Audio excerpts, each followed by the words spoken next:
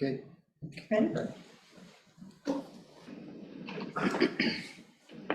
Okay. Room speakers. Got it? Oh. It is. This is the presentation. Okay. All right. Thank you all for bearing with us through our technical troubles. Good evening. Thank you so much for being here.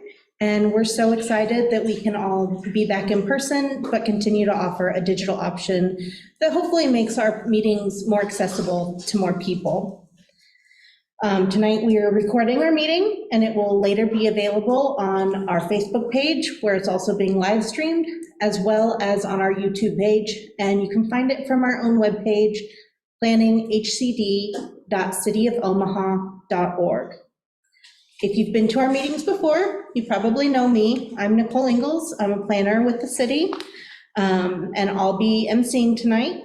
We have our person in the sky of Marcus Chaffee, who is running our Zoom questions and translating or sending any questions our way so that we can answer them. And Wyatt Toole running our tech needs. So for tonight, we are going to talk about a couple of things. First, we'll talk about the 2022 substantial amendment. So that's changes to our 2022 action plan. And then we'll cover the proposed community development block grant, home and emergency solutions grant grantees. After that, we will cover a couple of updates to things like our housing affordability action plan, the affirmatively furthering fair housing plan, and the home ARP plan. If you want to access the slides from tonight, they are on our website, as well as mostly just on our website. And I believe that Marcus will be putting the link to those in the chat, and then you can get them also if you are live here from going to our website later. So let's move on. First, we're going to talk about our accessibility and how to use that. So here I have Pamela Duncan providing ASL interpretation live, and then Jamie Elker will also be providing ASL interpretation.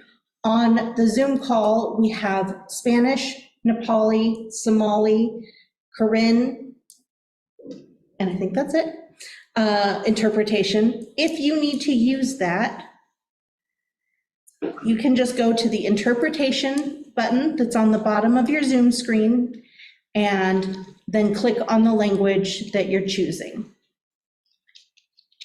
Also live, we have CART, so the Community Access Real-Time Translation, live captioning, and everyone should be able to see that at the bottom of their screens if it's enabled. When you use an interpreter, you should be able to hear me in 30% volume, and if you don't want to hear me at all, you can click on the mute original audio, and then you'll only hear your interpreter.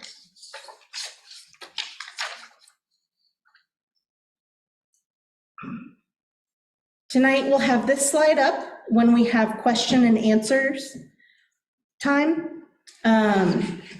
You'll see this every time. We're going to try and hold questions until we hit this slide, and that way we will have time to gather everyone's questions on the Zoom and through Facebook Live. We'll read all of those out and provide an answer back so that everyone can hear it. It will also be answered on the Zoom chat that Marcus is managing. So we can take time for the moment. Does anyone have any questions so far?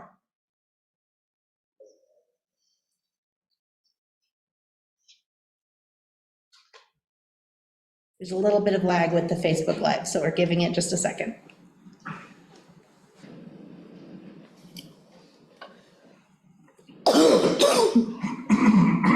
All right, we will move on. So to start the meeting, this is the proposed community development budget for 2023 program year. We base this off of what we received in the program year before because we won't know exactly how much money we'll get until Congress allocates the budget. That can take anywhere from November, till this year when we received it in June. We just don't know. So this is how we do our planning. Last year, we received $4,369,407 in CDBG.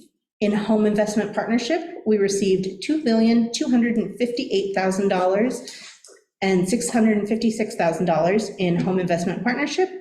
And for Emergency Solutions Grant, we received $390,768. This represented a fairly small decrease in CDBG and ESG and a small increase in home. Over the last 5 to 10 years, these numbers have been pretty stable. They change a little bit every year, but this is basically the amount that we steadily receive. After tonight's meeting, we'll have a public comment period of 30 days. This public comment period will be for the 2023 action plan, as well as the 2022 substantial amendment that I'm going to make Pat talk about in just a minute. And it will run from tonight until Friday, September 9th, 2022. There are 3 ways to submit public comments. The first is to email us at hcdcomments.cityofomaha.org. The second is to go on our 2023 action plan website and fill out the comment form. And the second is to send us a good old-fashioned letter. The address is City of Omaha, Planning Department, 1819 Farnham Street, Suite 111, Omaha, Nebraska, 68183. All right, Pat, will you talk about the 2022 substantial amendment?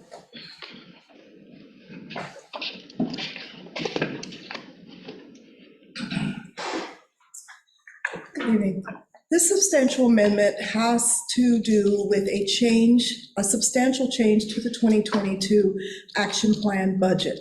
That action plan has gone through our city council for approval, as well as now resting with HUD for their final approval. When an activity is changed or a new activity is introduced into the already approved plan, we have to do what's called a substantial amendment. This substantial amendment is for the purposes of funding the Ames Industrial Park Phase 2. That would be to fund a pre-engineered metal building that will house business tenants who will ultimately create 4 to 6 equivalent full-time jobs for low to moderate income people. So that meets the Economic Development National Objective, which is a requirement for the CDBG funds. The funds that will fund this came from programs that were defunded that did not either need the entire allocated amount for their project, or they did not do contract fulfillment. So when that happens, we have what's called unobligated funds that we then have to put back into yet another eligible project. So this is the project we are proposing to fund at $200,400. There is a 30-day public comment period that starts today and again will end September the 9th on this particular substantial amendment. Once that public comment period is made, or completed, then this activity is then included now in what is the 2022 action plan. This amendment then will go to the planning board after the public comment period on September 7th, and then further on to council for approval September the 27th of this year.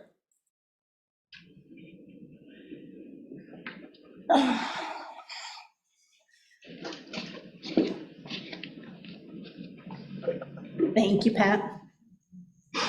Okay, does anyone have any questions about the 2022 substantial amendment?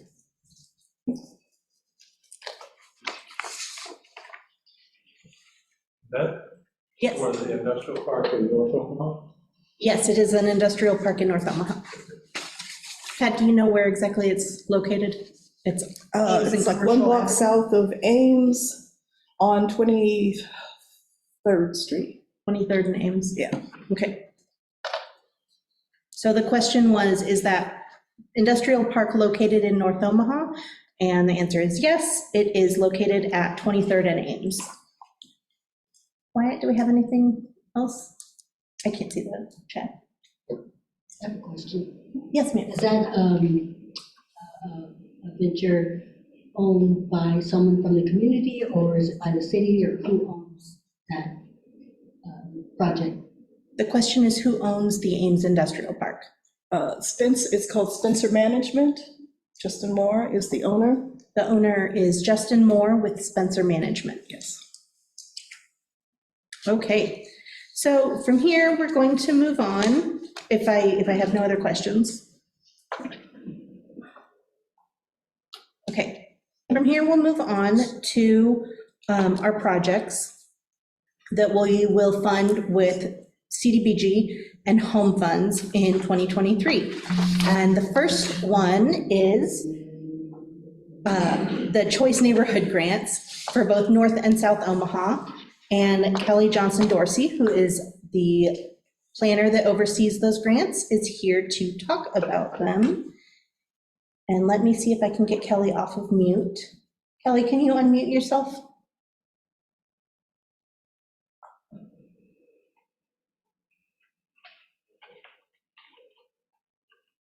Did I lose Kelly?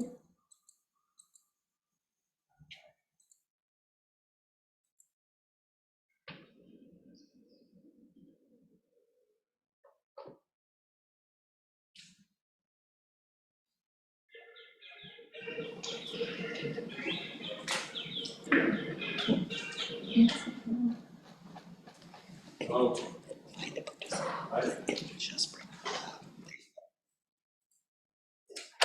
Kelly, are you there? Yes, Oh, there you go. Did you miss, did you forget the CDBG? try it one more time, Kelly. That's right, you got the same email. hello. Hello. There you go. And just tell me when you want me to change the slide for you. All right, sounds great. Thanks, Nicole. So this first slide is with regards to our Choice Neighborhood Planning and Action Grant, and that is centered around Southside Terrace in South Omaha. You can go ahead and change the slide, Nicole. Thank you. So with $540,000 in CDBG funding would connect Y Street from South 30th Street to South 33rd Avenue. Currently, no street exists there. This will allow mixed income homes to be built on a vacant lot on the north side of what would be Y Street. This supports the transformation plan created as part of our Choice Neighborhoods Planning and Action Grant, awarded to the City of Omaha, Omaha Housing Authority, and Canopy South.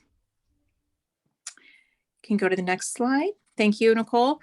So the next one is with regards to our Choice Neighborhood Implementation Grant, which is along the North 30th Street corridor in North Omaha. So with our partner 75 North Revitalization Corporation, we'll develop 8 mixed income single family new construction homes. Homes will be built in this general area between 28th and 29th Street, between Parker and Burdett Streets. The city would fund 2 units, each with 3 bedrooms, and they would be sold to qualified low to moderate income persons. Total funding would be $500,000 in home funds. This would support the overall revitalization and mixed income housing in the neighborhood. You can see here a couple of images of buildings that are actually under construction right now. Those are mixed income rental housing. And these home funds would support the construction of for sale mixed income homes in the neighborhood as well. All right, thanks, Nicole. Thank you so much, Kelly. Does anyone have any questions about the Choice Neighborhoods programs? How many units in the North Omaha and how many in South Omaha? Kelly, there's a question of how many units in the North Omaha development and how many in the South Omaha development? So within the South Omaha development, those are rental housing. So just within that area, the street would support about 20 homes, and those are rental mixed income housing that would be connected along Y Street. In North Omaha, this pocket of housing really stretches from Parker to Burdett, and we're doing it in a couple of different phases. We're starting 4 are under construction right now on the south side of Parker. It's actually the southwest corner of 29th and Parker. 4 are under construction currently. There would be about 8 more between Blondo, Parker and Blondo streets. And then between Blondo and Burdette, there would be even more, kind of waiting to see how their market responds to these first few, and if it's going to be single family homes or any other type of housing to get kind of a final count on these. In addition, there's going to be other construction within the overall neighborhood, not just this location. Are those rental or purchase? So the ones we're talking about here that the CDBG funding would support are for sale housing. Under construction right now, the apartments and mixed use building, those are rentals. So this is a combination of rental that is with our Choice Neighborhoods program, and the CDBG funding would help support for sale housing. Any other questions before we move on?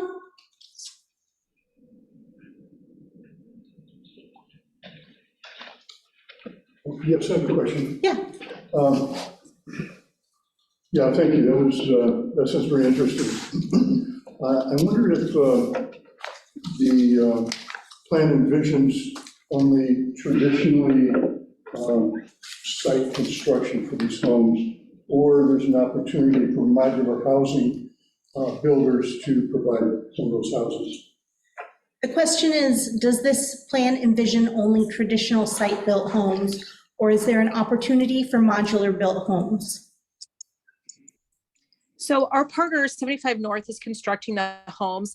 These first 4 are more traditional, and I would say they were unable to attend tonight, which is why I'm kind of stepping in. I would say, not to really speak on their behalf, but I think I would contact them, and they would be open for anything that would, make this housing more affordable to construct. Thank you. All right. One last chance, and then we'll move on. All right, our next speaker is Matthew Kavanaugh with Holy Name Housing Corporation, and he's here to talk about the Adams Park Scattered Site Housing Construction Project. Matthew, can I get you to unmute? Yeah, do you hear me, Nicole? I do hear you. Thank you very much. Hey, hi, everybody. I'm Matthew Kavanaugh, Executive Director of Holy Name Housing Corporation. Quick background on us: we're a nonprofit affordable housing developer. Mostly operate in North Omaha, but really anywhere in East Omaha. We have an application, or what we've received a commitment for home funds for a project to develop 24 single-family homes in the Adams Park and Erskine Park neighborhood. So this is tied to a low-income housing tax credit project, which is currently submitted to Nebraska Investment Finance Authority. This is paired as financing to that project. If awarded, which we're confident we will receive funding, we're going to build 24 scattered site single-family homes, all inside of the region you can see here on the map, which is all Census Tract 53. So it includes Adams Park and then south of Lake Street, which that area called which is Erskine Park.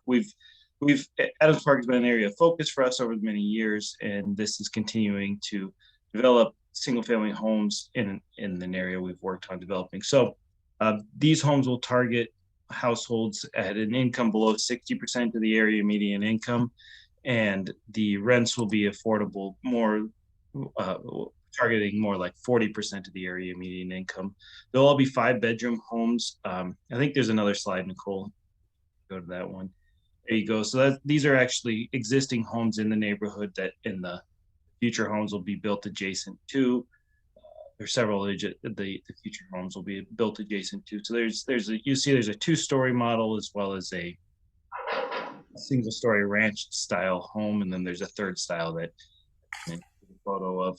The ranch styles south of Lake Street is really the housing type there is more of 1-story home. So we'll put a lot of those. यो चाहिँ एउटा उदाहरणको लागि Adams पार्कले घर बनाउने उदाहरणको लागि photo हो, हेर्न सक्नुहुन्छ तपाईहरुले यहाँ यस्तो यस्तो घर बनाउँदैछ उनीहरुले। I यो think अलिकति यस्तो अलिक वे गरे जस्तै रेन्च स्टाइलको घरहरु बनाउँदैछ। त्यो चाहिँ कहाँ बनाउँदैछ भने You got on the main line there and off of your interpretation line. Okay, I think it's good now, right? Am I good to go, Nicole? I think so. All right, yeah, so just to wrap up quickly, so number of the homes will be that ranch style, which will be to accommodate accessibility features, and so they'll be built in a range of handicap accessible models. So, we're seeking $500,000 in home funds, or been promised $500,000 in home funds, and then again that'll pair with low-income housing tax credits to subsidize this project. Happy to provide any additional details. Thank you. Are those rental or? Yeah. Sales? Yeah, thank you. Those will be permanent rental homes, yes. So in line with the low-income housing tax credit project, those will be raw rented. यो चाहिँ जहिलेको लागि आफूले भाडामा लिन पनि सक्नुहुन्छ यस्तो घरहरू तपाईँहरूले र यसको लागि चाहिँ तपाईँहरूले कम्ती पैसा कमाउनु पर्नु हुनेछ तपाईँहरूको कामको धेरै पैसा कमाउनु भयो भने तपाईँहरूले यस्तो घरहरू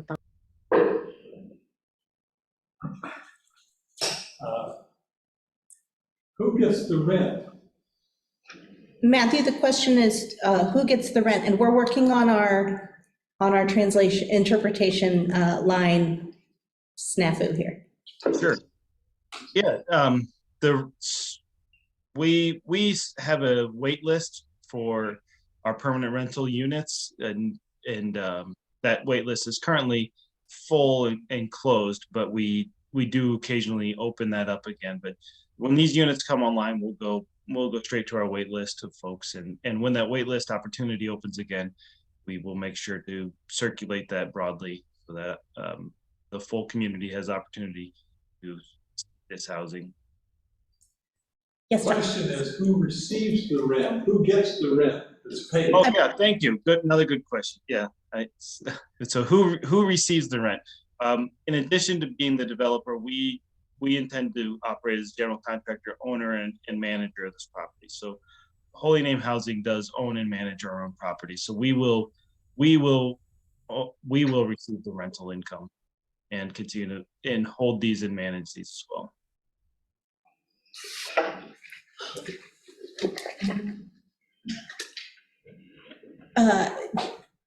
1 second, please. Let me, Bridget Belsky asked about the Ames Industrial Park. Was his name Justin Moore? Yes, Bridget, his name was Justin Moore. And Jill Henry asked 4 homes or 24 homes. And I believe that 24. Two, 4, yeah. 24. Yes, Pat? Okay, for the point of clarification, they are building 24 units. However, what you saw on the slide that reflected 4 homes, when we fund projects, this is an example of leveraging funding. HUD requires, based upon our funding, the number of units in the project and the additional total project costs for us to have a number of what's called designated home units. So the 4 that you saw are designated home-funded units within that 24-unit project. So those are the 4 units that we will claim to HUD that this $500,000 helped to house low to moderate income persons. So our accomplishment that we report will be 4 homes of the 24. So 24 will be built, 4 will be attributed to our funding. Yeah, thank you for that. I can't speak to what the city can claim, but I can say that yes, so 4 units will be managed and operated under the guidelines of the program, but the whole project does benefit from the investment and that leverage. So it does benefit the entire 24 housing project, 24 unit project. How long does a family get to stay there? The question is, how long does a family get to stay there? कति समय परिवार चाहिँ यहाँ बस्न सक्छन् त्यहाँ? They, as long as they qualify and maintain their rental status, उनीहरूले भाडामा बस्ने स्ट्याटस चाहिँ मेन्टेन गर्ने अवस्थासम्म बन्न सक्छन्।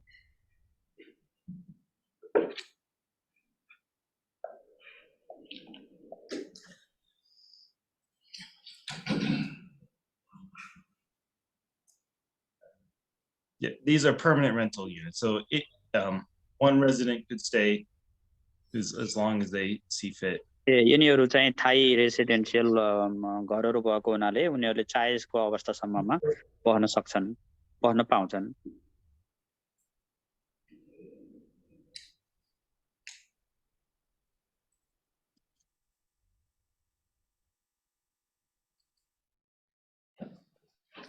Okay, we should be good again. Sorry. Yes. What's that, Nicole?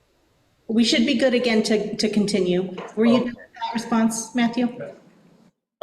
So I think the question was how long can a resident stay? Any leaseholder, once eligible, can stay in these units as long as they intend to stay there and maintain their lease. These are permanent rental units. So as long as their income qualifies? Yeah, there's I think you get into some nuance there, but essentially in a tax credit unit, you can stay for once you qualify and then maintain good standing, you could stay. Great, thank you. Yes, sir. Yes, so this is great, 24 new units and more to come, I'm sure. But at the same time, we're seeing out-of-state investor syndicates coming into North Omaha, buying up hundreds of properties and increasing the rents up to market rate and beyond. So essentially removing those properties for access to low-income tenants, hundreds of homes so far just this year. Are the planning folks looking into this and trying to figure out how to put some brakes on this activity? So the question, which is not necessarily for you, Matthew, but is for more of the planning department, is that we're seeing out-of-state investors come in and buy up a lot of homes, raising the rents to market rate, and that takes affordable housing units out of the market. And I'm sorry, I'm going to try to slow down my speech. So we're aware that it's happening, and I don't have a good answer for you at the moment. Maybe Pat or Greg does, but it's part of something that we've considered during our housing affordability action plan, is how to keep those naturally occurring affordable units as well as producing new ones. Would either of you like to take this at the moment? I'm going to suggest we use the microphone. Okay. That way you don't have to keep repeating. There's a question, does Holy Name have any future goals of increasing homeownership? Answer. There was another question as well, Matthew, you can start preparing a response to this. Does Holy Name Housing have any plans to increase home ownership in North Omaha? But let's let Greg, we've got Greg Pascal. Will you say your last? Yeah, Greg Pascal with the city of Omaha. Recently came on as the city's housing manager, and so stepping in to the housing affordability action plan. This comment has been brought up in the community outreach, and so right now we are at a point where we are collecting that input and starting to look at goals and strategies. So we are discussing this. We don't have any silver bullets right now, but would certainly appreciate further conversation with you as we work towards the draft plan. Matthew, would you like to respond to the question of, does Holy Name Housing have any plans to help increase homeownership in North Omaha? Yeah, of course. So homeownership is a major goal for us. We actually always attempt to design programs that in the over long term can transition into rental, from rental into home ownership opportunities. Obviously, we're building single family homes. So anytime we can design financing in a way that will allow us to actually transition the home from a rental to owner occupied unit, in that is our long-term goal and so that always depends on the funding. So we've kind of balancing the priority of community revitalization, new construction, getting rooftops built, and then also utilizing, so a lot of that funding is focused towards the long-term permanent rental market. But we've utilized programs like the low-income housing tax credit crown program, which is the credit to own program. So many of our units fall into that category. We are breaking ground this month on our middle income workforce housing, which will be units where you're going to construct to immediately for sale. And then we often utilize this state affordable housing trust fund as well to build other what we call shared equity projects, which are another model for rent to own. So many of our units many of the single family homes we build are long-term rent to own programs, and all those residents are in training courses and education, and that is geared towards moving them towards either purchasing the unit they're living in or exiting the program and moving into private home ownership. So it's a major focus for us. Here's another question. How many Crown units are in the current development plan? The next question is how many Crown units are in the current development plan? How many Crown units are in this plan? So this project, the way that program is designed, it's a all or nothing. So you either design a project to be a Crown project or to be a permanent rental project. And so this is currently designed to be 100% permanent rental. Do you have any Crown plans or any? So those homes you're looking at are Crown homes. So it's kind of from a lot of this. It depends on what projects will be awarded from the state and what priorities they're pushing, and how we can pursue the funding that will allow us to continue to have. स्टेटकोबाट कस्तो खालको घरहरू कस्तो खालको त्यस्तो बनाउनेको लागि चाहिँ पैसा पाउने हो यस्तोको रूपमा हेरिन्छ फर्स्ट अफ अल पहिलो Poonam, for some reason I'm not able to assign you to your language, and your interpretations are coming over the main audio channel for some reason. Just let you know.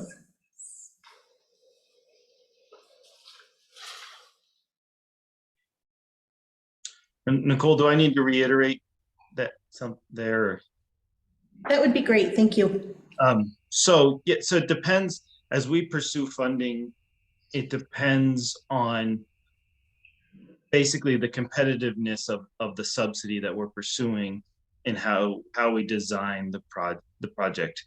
This project currently, as designed, would be most competitive as a permanent rental. So those priorities change from year to year on the state side. They can change there's a lot of different inputs, I suppose. But our priority and our goal is always to pursue funding that will allow us to transition units to homeowners, to owner occupied in the long term. So Adams Park is a mix of long-term rent to own and permanent rental units. Pat, do you have a question? Yes, I'd like, is this on? Yeah, kick it How off. is it on? Okay. I'd like to address a previous question that was asked with regard to investors coming in and purchasing properties at light speed through our communities. That is a conversation we have had in our department and continue to have that conversation, because I think one of the things that's on our radar at least is those houses that we put funding toward, developments that we are funding, developments that are even being considered.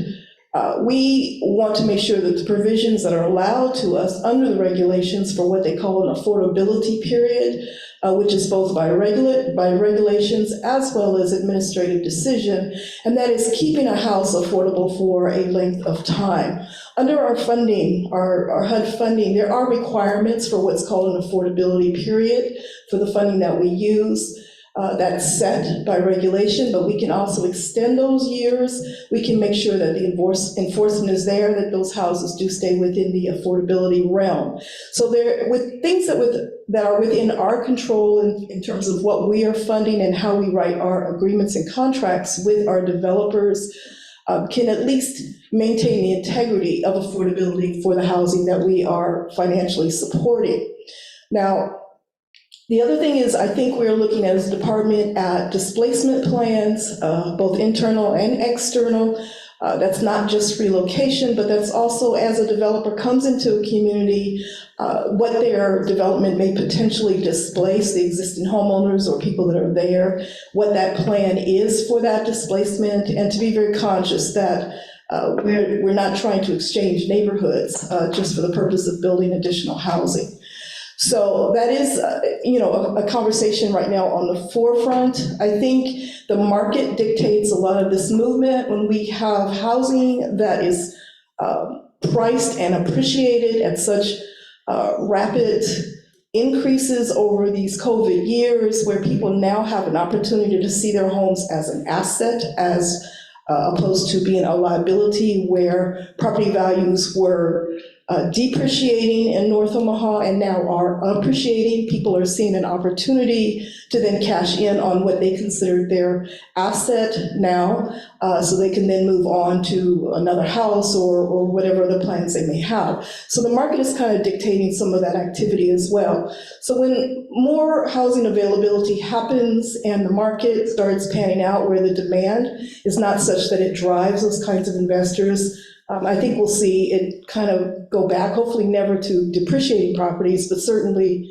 where it's not such a hot commodity, where it's driving our affordability opportunities out of our communities. And then there's another question was, has a Crown application been submitted? Yeah, so there was another question of, has a Crown application been submitted? And Lauren, I'm sorry, but since we are running longer than we intended, I'm putting that in the chat for Matthew to answer, and we may come back to it, but about city funded projects right now, I'm going to urge you to reach out to Holy Name Housing directly.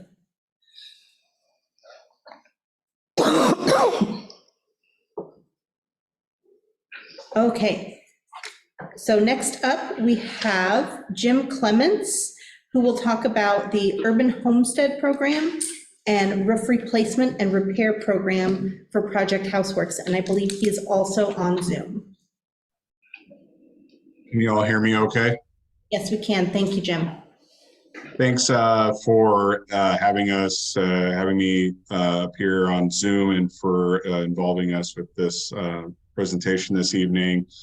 I'm the executive director with Project Houseworks. We're an organization, nonprofit organization that works to help ensure there's a quality, affordable housing in our community. And we do that through some different programming. The first of which is our home affordability program, where we utilize these urban homestead funds. We've been utilizing them for a few years now, and our goal on a year-to-year basis is to do roughly 10 of these projects, which is purchase, rehab, and resell. And so with this funding for this particular cycle, we would use these urban homestead funds for purchase, rehab, and resell. And it is scattered site housing depending on where we're able to buy the homes and make, and improve the quality of housing in particular neighborhoods. But it's all currently east of 72nd Street, and the purpose of the funding is to purchase the homes, and as you can see in the pictures, to be able to provide renovations that improve the quality as well as the safety of the homes. And then through the programming, we work with another nonprofit, Omaha 100, which qualifies home buyers who are at 80% AMI for mortgages, and then a second mortgage is provided through the city. But this is all designed to improve local affordable housing stock and to help home buyers, low-income home buyers, realize the dream of home ownership and to get into these homes. And so this will help contribute to our home affordability program. And then we want to go to the next slide. We've been a recipient for a few years now as well of CDBG funding through the city of Omaha, and this goes to support our senior repair program. And through that program, we do roughly 145 projects per year, and those are to help low-income seniors in the community that are 60 years or older. Typically, they're 50% AMI. This funding we use this funding to provide free roofs for seniors that meet our qualifications. And we can do roughly with this funding 10 roofs per year. And then sometimes we're able to leverage this with other funding that we might use to do other repairs in the home, which can range from replacing a furnace, updating air conditioning, doing repairs and modifications so that seniors can age in place. Really, the overall purpose of our senior repair program is to make sure that seniors that have been living in their homes for a long time can make sure they can have a quality home, age in the home as long as they would like to, and also be able to preserve their home for their own families as well. So that's the basic overview of how we intend to use these two different funding sources within our programs. Great, thank you, Jim. We're going to move on and come back to questions at the end, so please try and keep those questions or at the break, and so that we can keep moving. So next up, we have Family Housing Advisory Services, and I believe Donna McFadden is on. Yes, hi, good evening. Can you hear me? Yes, we can, thank you. Hi. Yes, my name is Donna McFadden, and I'm the program director for the Homeownership Program, a program of Family Housing Advisory Services, also known as FAS. We are a nonprofit housing counseling agency. On behalf of our executive director, Teresa Hunter, the board of directors and staff, we are thankful to the city for partnering with us. We have next slide. We have 3 locations where we carry out our services. 2 are in Omaha and 1 office is in Council Bluffs, Iowa. We do see clients by appointment and also walk-ins. Next slide. Okay. FAST provides the following services to low to moderate income households who are participating in the city-sponsored housing program. So we have homebuyer education, which is Housing and Urban Development Certified, HUD certified, and we offer these classes monthly. The workshop covers the home buying process. We offer post-purchase education, which is also certified by HUD, that covers topics such as equity, insurance, how to file an insurance claim, budgeting, utilities, how to make your home energy efficient. And these classes are offered quarterly.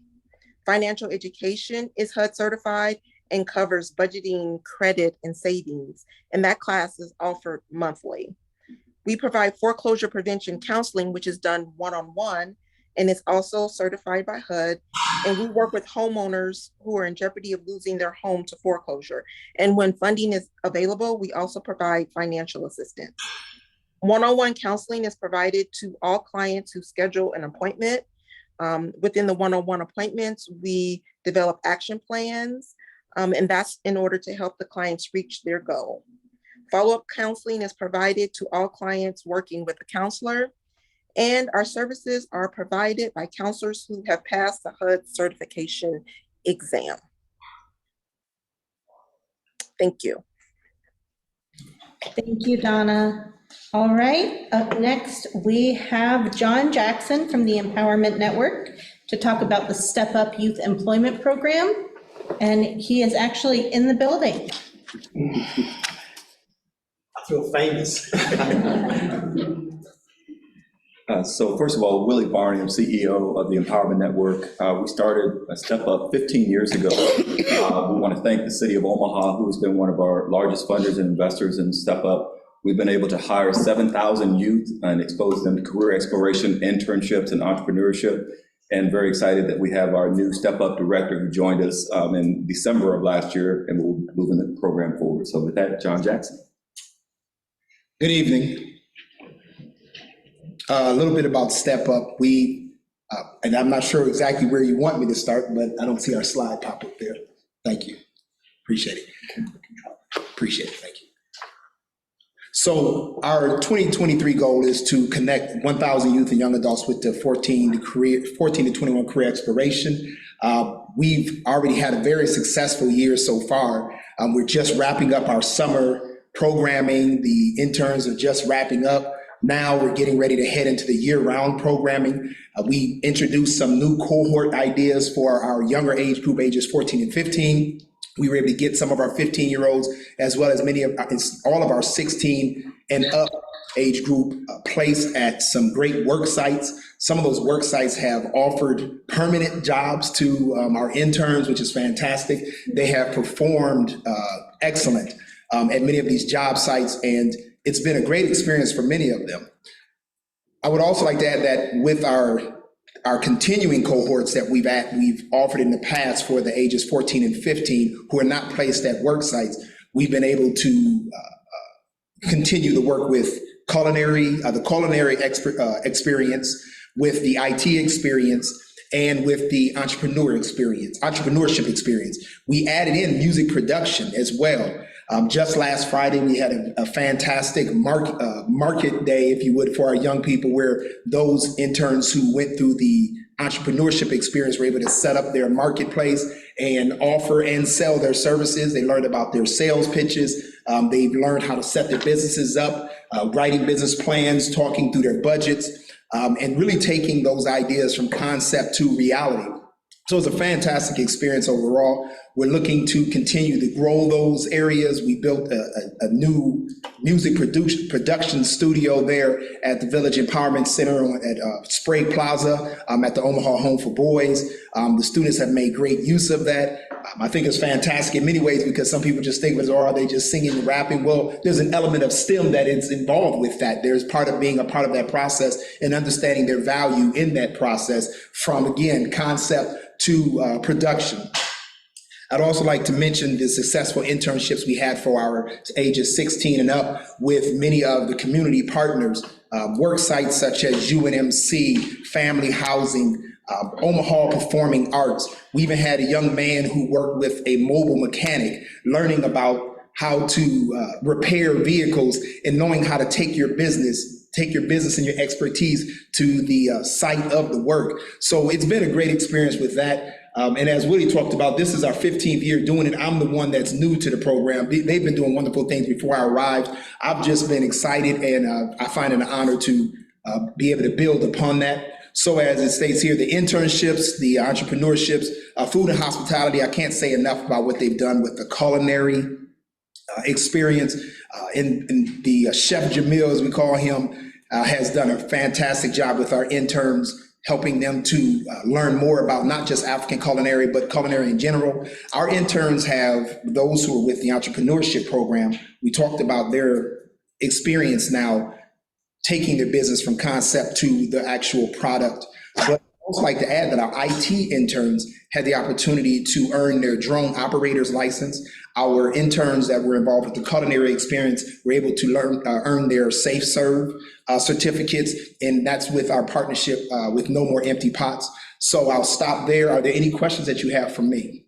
I'm trying to honor the time, and I'm a fast talker by nature. She's amazing. You're doing wonderful. You're welcome. Anything for me? Thank you. Thank you. No, wrong way. It needs to be in a good place, right?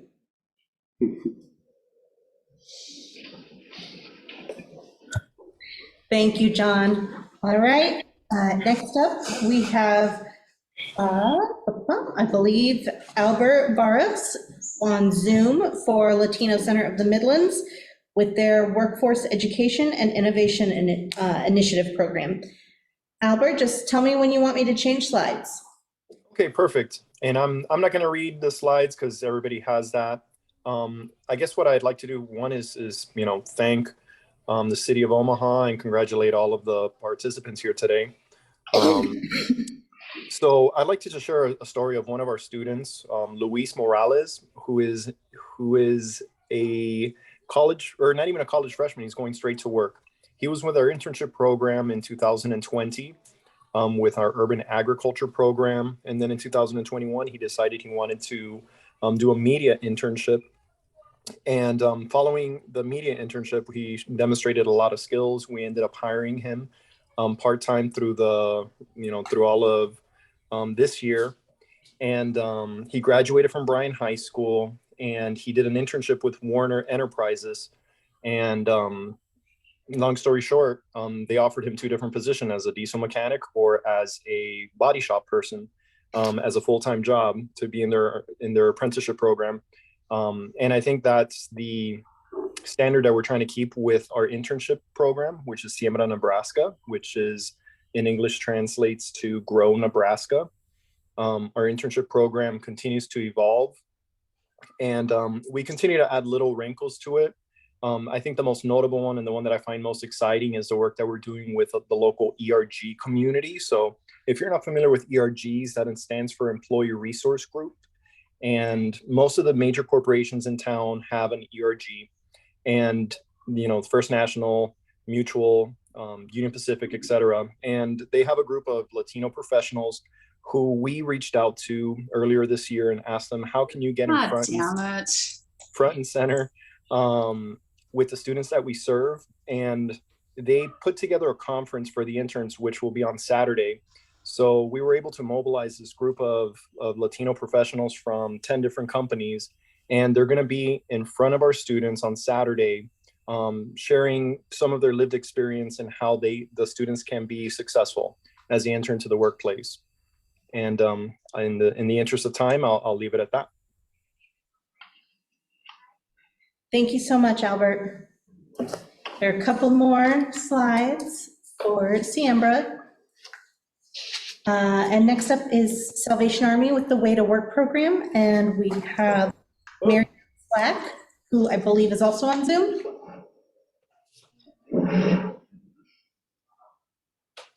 Marianne? We may just have to talk about this one ourselves. I think she's on. Okay, no one from Salvation Army?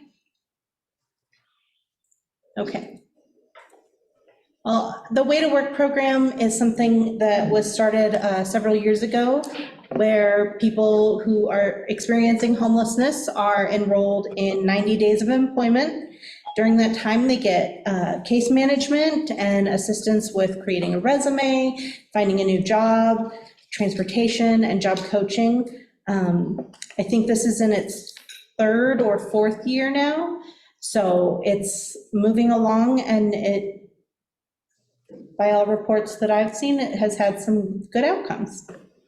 So I wish I could tell you more about that right now, but I can't. So we will move it on now. So the Nebraska Maintenance Academy is up next. We have Rhonda Peterson, and she is here in the building too. Just change your slides right there. Thank you so much. My name is Rhonda Peterson. I am the Executive Director of the Nebraska Maintenance Academy. Just use that. Thank you. So the Nebraska Maintenance Academy was founded in 2019, and we are modeled off of the Service Training Academy out of Baltimore, Maryland. Very successful up in Baltimore, Maryland. And as you have heard tonight and can see all over the city, multifamily communities are constantly being built. And with that comes the need for skilled maintenance technicians. So our mission as the Maintenance Academy is to provide free or extremely low-cost training to individuals looking for a career in property maintenance. The NMA is a 12-week program. It runs Monday through Friday with students in our class at our hands-on training lab from 8 a.m. until noon. And then in the afternoons, the student will actually work with a maintenance supervisor at an apartment community, applying the skills that they have been learning throughout the program. They are considered a junior apprentice at that time, and they are also able to earn a paycheck. So they're learning and they're earning throughout our entire program. We currently have a 98% placement rate and a running wait list for all of our students. So we are able to find job placement for them the minute that they graduate from the program.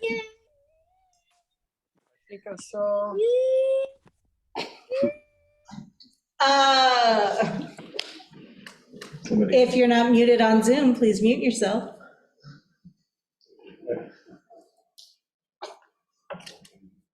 Okay, upon graduation, our newly trained techs will receive job placement assistance, and their starting salary will be between $20 to $22 per hour right out of the gate with benefits based on their company. And as it currently stands, our student instructor ratio is 12 students to 1 instructor. And our goal with working with the city is to bring on staff members to help increase that number and make sure that we are reaching out to the community and the different organizations looking to help with skills training and job placement. Thank you so much. What's your name and address? It's not letting me. Oh, yeah, just do a click. Yeah. Okay. Oh, okay. Yes. Yes, I wonder what is the eligibility for those who want to be student? Sorry. What is the requirement? The application process, so we have a very simple online application process. We are looking for individuals 18 and up, so there's no maximum age. Okay. And we bring you in for an interview just to make sure that you understand that this is a job placement program, that you are ready to get out and work as a maintenance technician. Thank you. All right. Thank you so much, and thank you to the city. Thank you, Rhonda. All right, we are 2 more programs to go before we come back to city programs, which I know we can go through pretty quickly since we've talked about them for years. So we have Carol Gonzalez with Catholic Charities to talk about their micro enterprise program. Hello, everyone. My name is Carol Gonzalez. I'm one of the business consultants with the microbusiness program at Catholic Charities. Catholic Charities of Omaha is a nonprofit, and we have 3 different locations here in the city: south, north, and our recent building in northeast. The microbusiness program is one of the 6 core programs within the organization, and our mission with this program is to help promote economic growth in our communities and help people transcend from poverty through the creation of business enterprises. We seek to be a complete business center where we can help our clients become their best version, and of that way being able to succeed in this life, especially when they come as immigrants or as a single mother who's needing to feed her kids. Over the 28 years of the existence of this program, we have had several outcomes where we have graduated over 1,300 students. And by doing this, we have been able to create many different businesses and jobs as a result. The goal with the CDBG funds is to enroll at least 30 CDBG eligible participants in our 40-hour microbusiness class. Here, they're going to be learning how to set up and structure a successful model where they can start their own business.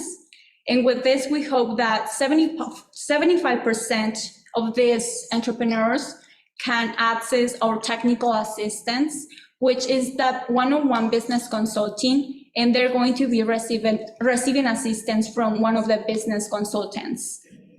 We also hope that they can take advantage of our financial education and counseling through the certified financial advisor that we have at home.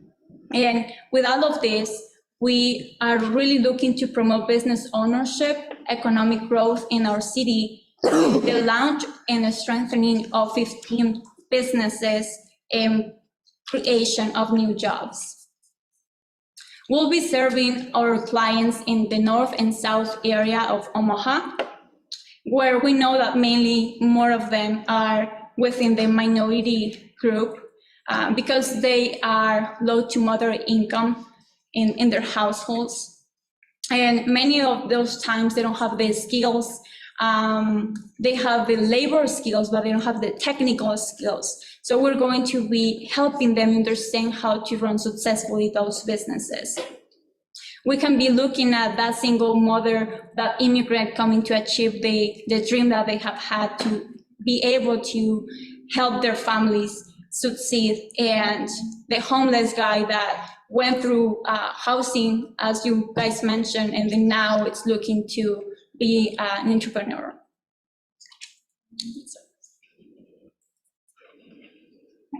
Thank you very much, Carol. All right, our final external program is the Omaha Housing Authority, and I am supposed to have Deshauna Young. No Deshauna? Anyone from OHA here? All right, seeing none. We provide home funds to OHA for their transitional housing voucher program. TBRA is tenant-based rental assistance. It works similarly to a Section 8 voucher in that the tenants receive the funds and then they go out and find a landlord that they can work with. The vouchers are good for 2 years, and then the idea is that those individuals would move on to a Section 8 voucher. We've been running this program for a long time, and it's something that a lot of cities do to target towards exiting people from homelessness. So that's what we've got for this program. I am going to let you all read that real quick. I will read it out loud as well. Approved transitional housing service providers refer the individual or families to OHA. Those are typically homeless service providers. To participate, tenants must be low-income households. This means they have a gross annual household income of 60% or less of the median income. Income of participating tenants must be verified before assistance is provided and re-examined annually thereafter. Income limits are established by household size. Applicants are provided a housing voucher to find safe, decent, affordable housing. The property must meet Section 8 housing quality standards, and OHA pays subsidy to the property owner, and then the tenant pays 30% of their income to the property owner. So if you have questions about the TBRA program, you can contact Deshauna at dyoung@ohaauthority.org, and her phone number is 402-444-4200, and she's extension 2205. All right. So we're at another question time. So if you have questions about any of the programs that we discussed, because we're running so short on time, I would really ask that you give them to the city-funded programs rather than to the programs at large. And let me know what questions you have.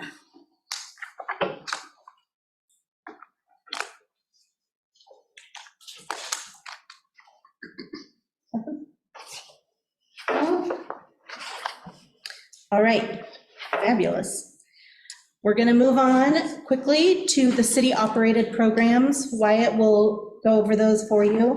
And these are primarily targeted to low-income homeowners, low and middle-income homeowners. And Wyatt, take it away. All right, I'll be going over a few of these programs that we have available. We'll start beginning with the exterior repair program, the energy conservation healthy homes program, emergency repair program, home accessibility program, handyman program, rental rehabilitation program, and demolition and code enforcement. Pat, you may have to take on those last two, because I'm not as familiar with those.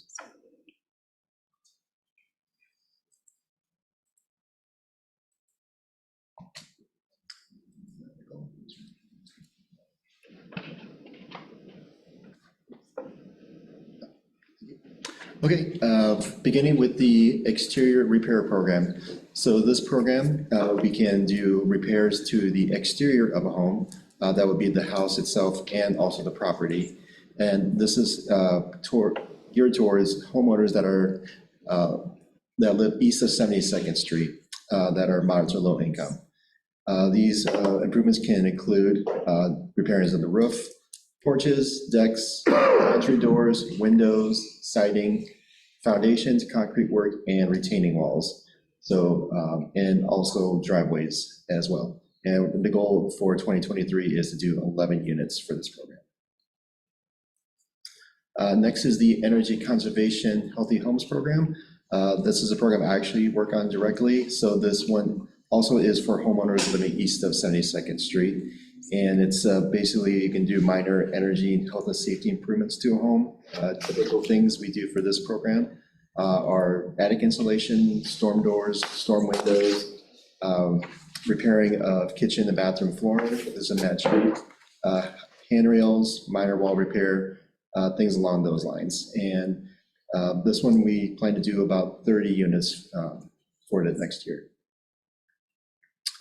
The emergency repair program, this one is for homeowners living throughout the city as long as they are within the Omaha city limits.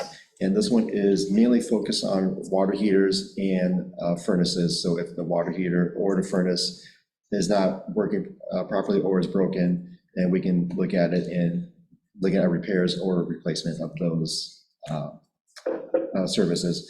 And also limited where is exterior water service lines and electrical service on the exterior of the home. And the goal for this one is 33 units. Home accessibility program, this is also one that I work with directly. So this one is to make homes more accessible for people with disabilities. And this one, we focus on getting in and out of the home and being able to use the bathroom independently. And then we can also do stair lifts in some cases between floors.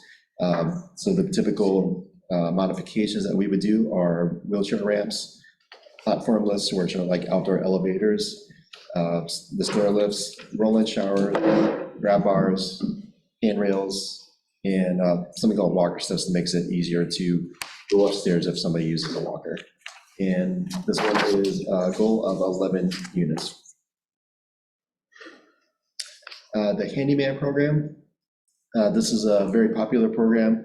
For this program, we do minor repair and maintenance services for homeowners aged 60 or older. And this one is also for anyone that is within the Omaha city limits. Do quite a few projects through this program. So the goal is 500 planned units or repairs. Typical things that they would do are door repairs, very minor plumbing, interior painting, wooden stairways repairs, minor repairs. So essentially you have a minor repair program, and you just contact them to, if you have any questions about a specific repair that you're looking for, they'll be able to answer that for you. Pat, you want to do this or you want to just read it? I'm not as familiar with this. Okay. This is the rental rehabilitation program. This one, vacant investor-owned properties that are marketable title. You cannot, sorry, may I read this one before I here we go. So it's basically a program to help renovate rental properties. 1 to 4 residential rental rehabilitation in the city of Omaha, Douglas County boundaries is the goal.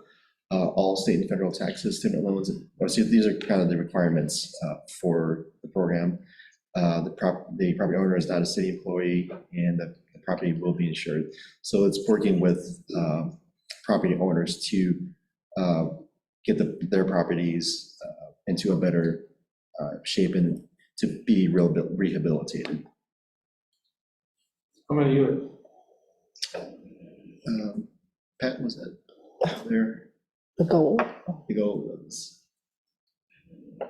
I don't. 1 to 4 units. No. Well, no, the total number. I think typically we say around 15. Yeah. And what's good, one of the really good things about that program is that we're preserving affordability with that, because they have a rent limit based on the size of the home. And then the property, and they must be maintained for a certain amount of time, or obviously they must always be maintained, but we do inspections for a certain time period to make sure that the properties are maintained in a certain standard. This program is for investor-owned vacant property. And what they're speaking to is maintaining the affordability. This is funded with home funds, which has a mandated affordability period based upon the amount of funds that the investor receives. In turn of us assisting with the rehab, they have to bring in match dollars as well. We also have lead dollars and radon dollars to address some of those issues in these rehabs. The trade-off for that is the affordability period, that they have to maintain that housing as rental eligible for low to moderate income persons. There has to be an eligible tenant in that unit through the affordability period that is limited to incomes, and the rent is rent restricted under the home funding program. So this is just another effort to put decent, safe, and affordable rental housing in our communities and maintain them for a long time, because throughout the affordability period, the investor is responsible to maintain those property standards that were originally set at the beginning of the program. Thank you, Pat. That was much more better, or much better. Saying okay, demolition and code enforcement program. So areas that need a lot of support may have buildings that threaten the health, safety, and well-being of people in the community. To help, the city uses CDBG money to pay for demolition and code enforcement. The city focuses these efforts in neighborhood revitalization strategy areas in North and South Omaha. Demolition program, the city's demolition program will take down about 26 buildings. Code enforcement, CDBG funding will pay for one building inspector to inspect at least 460 homes to make sure owners are following the city's building codes. For more information, the city, contact the City of Omaha Permits and Inspections Divisions at number 402-444-5350. Any questions for this, for any of these programs? I just want to make another comment on the code enforcement. We are paying for a code enforcement person that is in a specific targeted area with the CDBG funds as required under those funding. But in addition to him just being a code inspector, he also is a resource person out there in the community that he is walking. He's handing out our brochures for programs. He's also engaging with landlords and those kind of things with regard to other resources that landlords could access for maintenance and assistance in the various things that they deal with. So he really is a liaison also for our department in that targeted area where it was by engagement decided that there needed to be more attention on the code side, as well as just looking and maintaining those properties within that targeted area. So. Okay.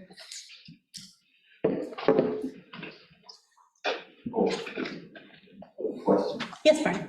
Willie. Years ago, the city really made it a priority. There were 800 homes on the demolition list, and I know it came down pretty dramatically over time. Any idea where it is now? Willie's question is if we have any idea, when the city started this program, there were 800 homes on the demolition list, and if we have an update on where that number is now, and I don't, but I can ask about it and get back to you. Yeah. Now, if we can build that many back up, that would be really nice, wouldn't it? All right, well, we will move on then, and we're going to go into my programs, so you get to hear me talk for a while.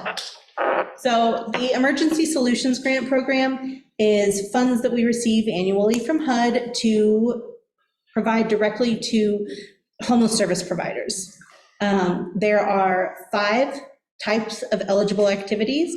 So there's HMIS, Homeless Management Information Services, emergency shelter, we can fund operations and essential services, rapid rehousing, which is when people are on the community queue. If you go to an access point like Together, Sienna Francis House, Heart Ministries, or make contact with Street Outreach, you get put on the community queue.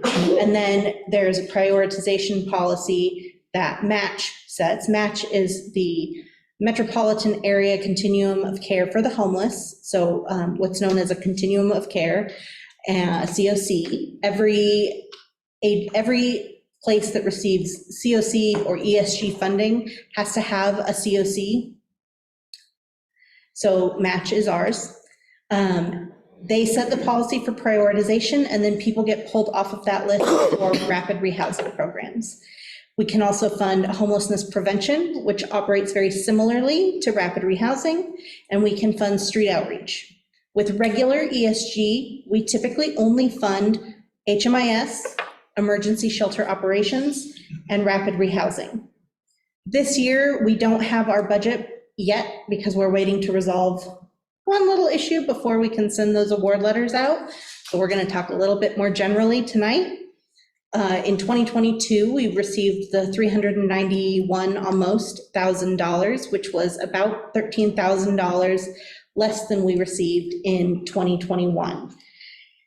In general, in our consolidated plan, we say that we are going to spend 60% of our funding on shelters and 40% to the other types of programs. HUD requires us to send 50 to 60% to the shelters. So that would be about $217,000 to shelters and $145,000 to other programs.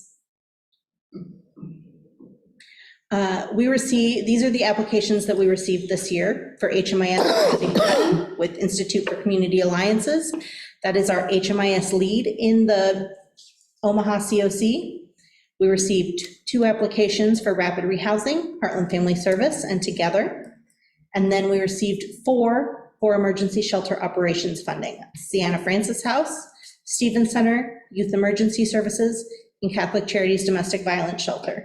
So you can see that we received a total of $585,900 in requests. So of course, we're going to have to make some decisions on where that funding goes.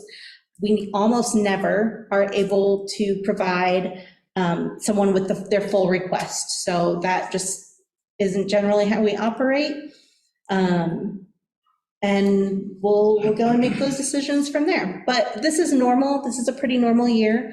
Yes is a new applicant for our emergency shelter operations funding. So other than that, everyone else is a very familiar applicant to us. Do you have any questions about ESG before we move on? I have a question. Yes. Street outreach, I didn't see you have anybody up there, but what does that include?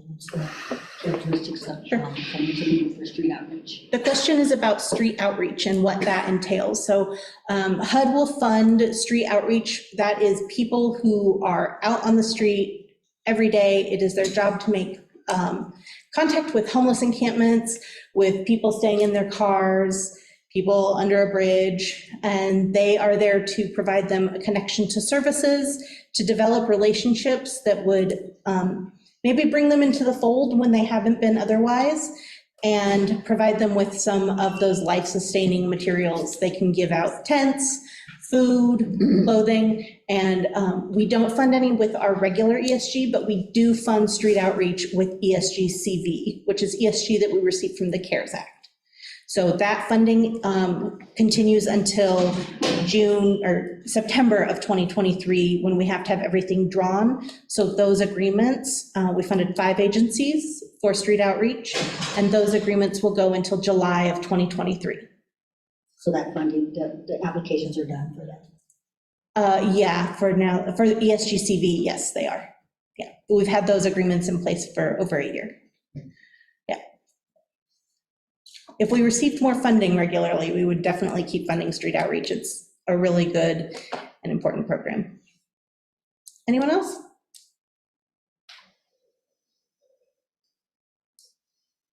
All right. So we have a few brief updates, and I'm sorry that the home ARP is a lot of slides, not that many, but I will go quickly through them. So these are just the updates of where we are on a couple of our processes. So home ARP is home funds that we received through the American Rescue Plan. We got about $5.5 or $8.2 million, and there were $5 billion allocated across the country that is specifically to provide housing and services to people exiting homelessness. These links are to some early on public meetings that we had, so that if you want to learn more from them, you can. You're always willing or always able to contact me. I've got my card, I'm more than willing to give it to you. Reach out for whatever questions you have. But if you don't talk to me, I get it. You can just go there and find some information first. So with Home ARP, we can construct new or rehab housing units for folks. We can construct new or rehab non-congregate emergency shelter. So emergency shelters like the Stevens Center or Sienna Francis House are generally congregate. Everyone is staying in a room together. They're often bunk beds. Non-congregate shelter is where you have a door of your own. So it's more like a hotel, but with services and just a place to decompress. We cannot fund operation of a non-congregate shelter with these funds. We can also provide rental assistance. However, we would really prefer to leverage them with Section 8 vouchers that can then be held on to those folks for a long time. And we can also provide support services like case management, some legal assistance, even some things that you can't normally do, like providing. And then these are the definitions of folks that these funds can serve. They're kind of ranked according to how HUD would prefer you to serve folks. Literally homeless is a McKinney-Vento definition. That means that you are not staying on someone's couch, you're staying either in a shelter or a place not meant for human habitation, maybe an encampment, maybe in a car. And then you can house people at risk of homelessness. And they don't define that very well in the regulation. You have to define that as a community. Who do you see that is most at risk of homelessness? What are those characteristics? And then people fleeing domestic violence, and then other populations, which gets into a very long definition that we will not go into now. So can you hold on 1 minute? Or okay, thank you. These are the meetings that we've held. We've got, I think, 8 on there that are focus groups. One of the things that's very important to me when I'm developing this plan is that we center lived experience. I want to know what people who are currently homeless need in their housing and what they want to avoid. So we've had 3 meetings with lived experience, and then I regularly go on street outreach so that I can get that direct feedback from folks. We've also met with the Match General Membership Meeting, which means we're bringing those frontline voices to our table because a lot of frontline staff don't get invited to a lot of the meetings, and they have that day-to-day contact and that experience that's really valuable in shaping a program and a housing policy that people who need it and will be impacted by it are going to be able to hopefully buy in more and want to use the program because it will be designed with their voices, needs, and preferences in mind. Finally, we've reached out to the Provider Council, which is most of the EDs and CEOs of the homeless service organizations, and went to a youth housing providers meeting. I still have yet to meet with OHA and the Douglas County Housing Authority. We need to meet with veterans groups and domestic violence service providers. Those are all organizations that HUD specifically calls out as needing to meet with, so that's the next step. I wanted to show you some of the barriers that we've identified through this process. These are all identified or have all been brought to the conversation either by frontline staff, CEOs, or people with lived experience. I think that these are not new. They're mostly things that we already know, but to have them reiterated by the folks that we're here to serve is really important. A big one there is the locating unsheltered clients, and that's one of the ways that street outreach comes in very handy. They know everyone. And then prioritization. We're allowed to prioritize who is going to be receiving this housing. Every community can. If you don't prioritize in your implementation plan, then you can't prioritize at all, and it's kind of a free-for-all. So most commonly, providers and homeless individuals have said that chronically homeless individuals are who we should provide for first. The number of individuals that are chronically homeless, which means that they have been homeless for 12 months or 3 times in 3 years, I believe is the definition of chronic. That number is growing. We used to have around 250, and now we have close to 400 people in our community who are considered chronically homeless. The total number of permanent supportive housing units is decreasing. So that is permanent housing that provides long-term case management and rental. If you are someone who has a severe mental illness or is severely disabled, your chances of being able to support yourself long-term and not need that case management may be very low. And so those permanent supportive housing units are very important in keeping some of our highest barrier people in housing.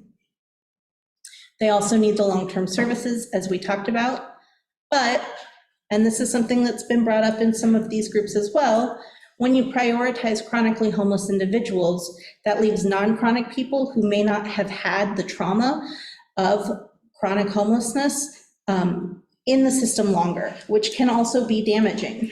And so we need to look at how we can balance that, because it's a fine line to walk. So that's where we're at. Other mentions are youth aging out of the foster system, disabled veterans, and families. We certainly do not have enough shelter space for families in this community. However, families also tend to self-resolve a lot quicker than individuals do. Finally, I wanted to share some of the project needs that have been identified. So case management, safe and secure buildings. One of the things that I hear a lot is that people want a place that they can go in and close their door because they know no one can steal from them when they have their own door to close. They want community to be built. A lot of people who are in an encampment are there partly because they found community. They may feel safe with the people in their encampment. They may not, but a lot of times that serves as a safe place and a community. And a lot of times when people who have been unsheltered get kicked out of their apartment, it is for bringing their friends in when they don't have a home. Peer support was also huge. Wanting someone who is in the program to walk them around, to introduce them to the program so that they are meeting someone that can be a friend and that is someone that is more understanding of the situation that they've come out of. We also, of course, need these units to be on a bus line, near grocery stores, near a pharmacy. We also need flexible accessibility, and this goes to all of our programs, not just this one. One type of accommodation doesn't fit everyone. So you may have a visual impairment and you need some things on the stove that you can feel, but maybe the next person needs a different type of shower. So being able to build flexibility into any units that we build.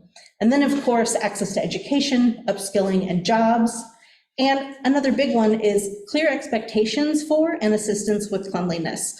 A lot of folks that get kicked out of permanent supportive housing, it's because they can't keep their unit clean. They need some help with that, and they need very clear expectations. So those are some of the things that have been identified through our engagement so far. Wrong way. All right, anyone have any questions about home ARP? Yes. Yes. So is any of the ARPA funding being used or will be used for converting, kind of down market motels, and strip malls to affordable housing? We don't have that decided yet, but that is definitely something that we have our eye on. There's even a property I know of that I would really like to get my hands on. And just another quick one, there's this kind of traditional hostility between low-income tenants and landlords. And a lot of landlords, they've heard kind of urban myths about tenants pouring kitty litter down the toilet and all those kinds of things, and they don't want to deal with them. Have you looked into the possibility of getting both of those groups on some of the committees and boards in the city so they can actually meet each other and, realize there's possibility to work together. Not everybody is going to destroy their property. Yeah, so the first question that I responded to, and I'm so sorry I didn't repeat this, was if there is, if we're looking at converting old hotels, strip malls, et cetera, into housing, and the response to that is yes, but it's not decided yet. And then the second question is about what we are doing, not just with home ARP, I think, but with just in general, the tensions between low-income landlords or low-income tenants and landlords and bringing them all to the table. So it's not necessarily something that we're doing directly, although we do try, but there are a lot of programs. Well, there's some really good landlord engagement going on with community or with programs like Nebraska Best and the Metro Housing Collaborative. Metro Housing Collaborative offers incentives to landlords to rent to high barrier people, like people who may have a criminal record, an eviction history, or just be exiting homelessness. And then they also offer a subsidy as time goes on to keep those folks housed. They can also help some of the programs. I don't think Metro Housing Collaborative can help with some financial assistance if like a tenant or someone in their program needs to get their car fixed. Or some of those other little life things that get in the way and can endanger your housing. And I think Pat has something that she would like to add to that. I just want to address the landlord and tenant. We had a meeting yesterday, first meeting, and it came from our open house engagement where we spoke with landlords and was listening to what some of their issues and concerns were.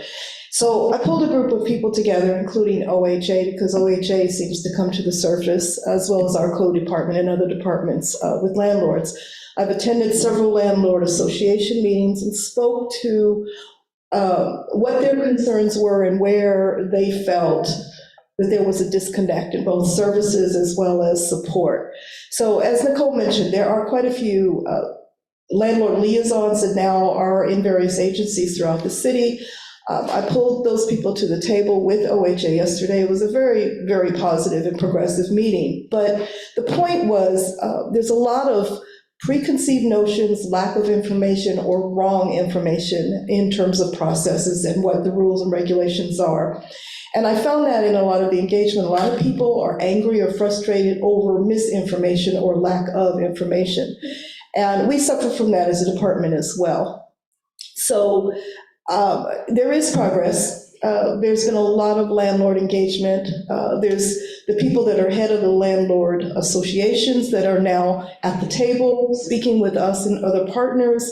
The point of yesterday's meeting was to form a strategic planning group on how we can support OHA and the things that they're trying to do with their tenants, both in education as well as landlord customer service, and increasing that so that we don't continually have landlords leaving the HCV program and being available to tenants with that kind of assistance. So there are those ongoing conversations now. I think the format for that was set when we started our public engagement for our housing action plan, which Greg will speak to, but it's kind of opened the doors to a lot of populations we've tried to court over the years and now have been somewhat successful in actually bringing partners and collaborators to the table. So I think as we move forward, our environment with tenants and landlords hopefully will improve because we're going to make concerted efforts to make sure that people are equipped with the rules and the regulations that usually are not negotiable,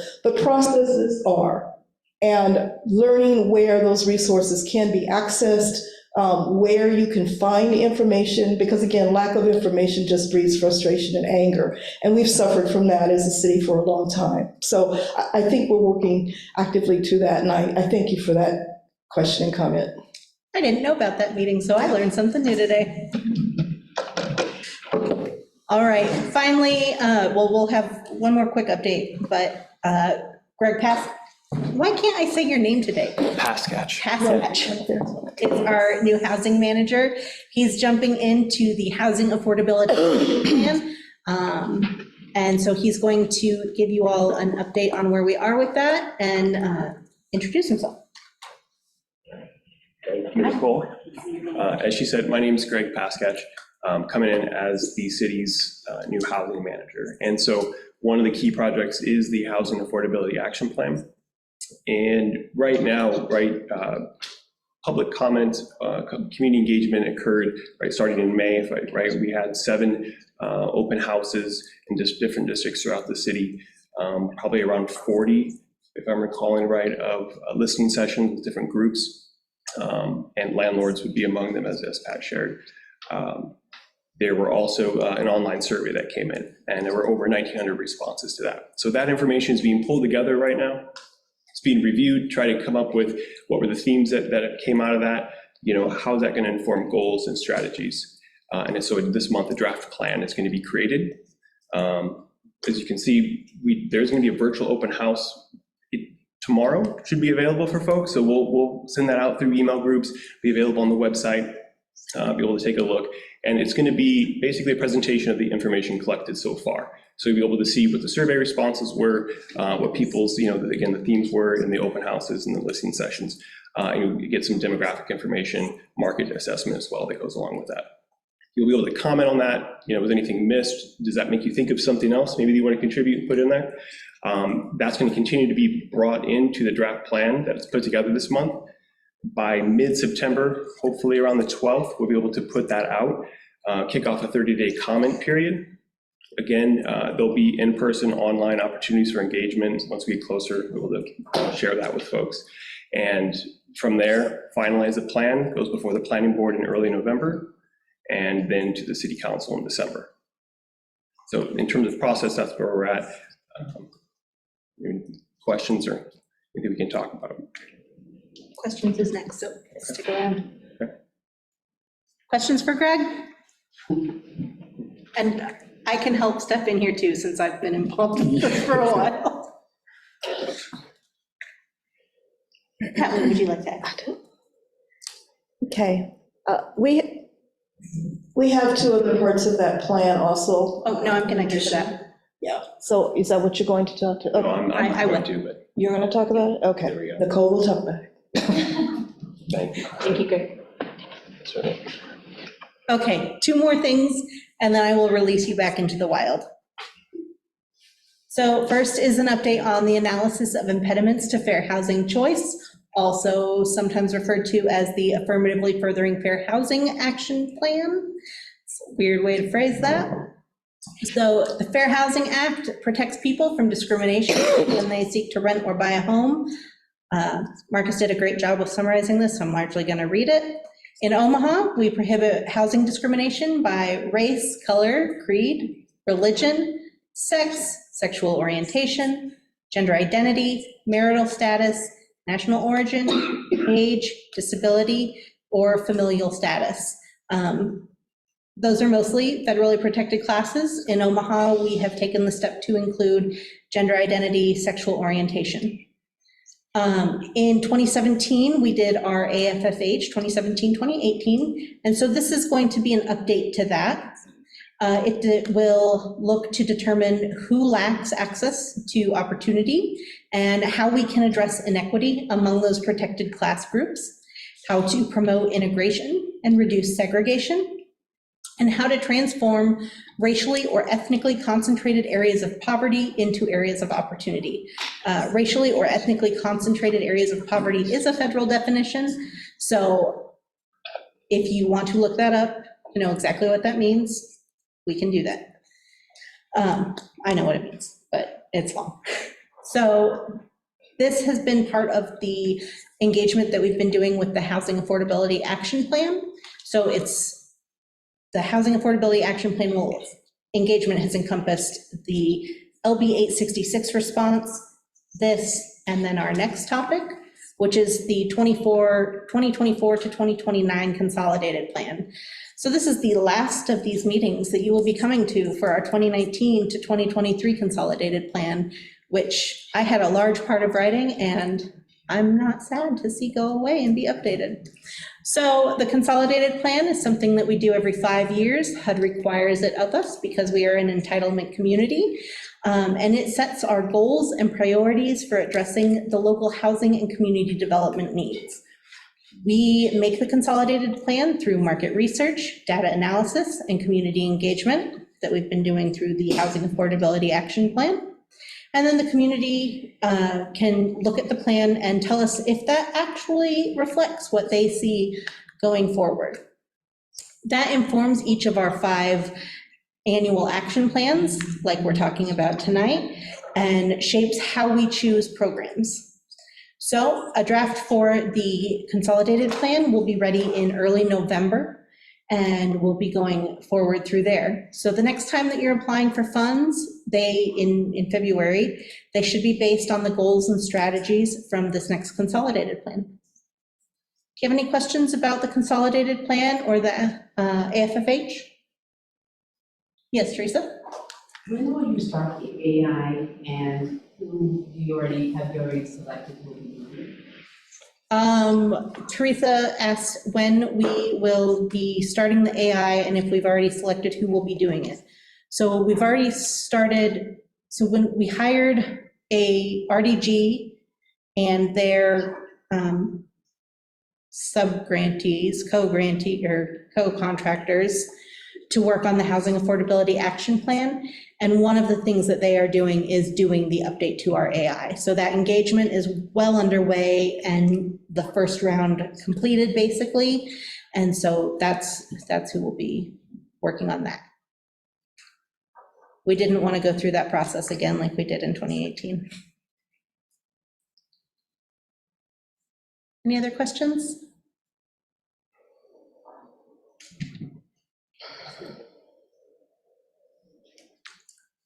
All right, well, please remember that the comment period runs through September 9th, and the 3 ways to comment are up there again. So just reach out if you have any questions. If you need cards from any of us, I'm sure most of us have them. I don't know if Greg's been here long enough to have cards yet, but you can always reach out to any of us, and hcdcomments@cityofomaha.org is a great way to reach a whole bunch of us at once. So we all send emails around saying, did anyone respond to this? All right, thank you all.